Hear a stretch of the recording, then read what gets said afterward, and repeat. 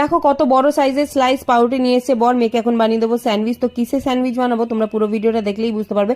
পাউরুটিটা ভালো করে দেখো এপিট ওপিট করে সেঁকে নিলাম, আর অনেকটাই সাইজে বড় নর্মাল পাউরুটির থেকে। সেঁকে নেওয়ার পর তারপর দুটো পোচ বানিয়ে নিলাম। পাউরুটিটা যেহেতু অনেকটাই বড় মাঝখান দিয়ে কাটতে হবে, তাই দুপাশে পোস্টটা দিয়ে দিলাম, তার উপর দিয়ে গ্রেট করে দিয়ে দিলাম হচ্ছে চিজ। তো এটা হচ্ছে এগ চিজ স্যান্ডউইচ। তারপর আরেকটা উপর দিয়ে চাপা দিয়ে আমি ঢাকনাটা বন্ধ করে দিলাম যাতে চিজটা মেল্ট হয়ে যায়। আর এর মধ্যে না মেয়োনিজ দিতে হতো পাউরুটির মধ্যে, কিন্তু আমার একদমই মনে ছিল না, ঘরে মেয়োনিজ ছিল তাও দেওয়া হয়নি। তারপর দেখো মাঝখান দিয়ে কেটে নিলাম। এরকমই দোকানে 4 পিস করে দেয়, সেটার দামে নিয়ে নেয় 120 টাকা।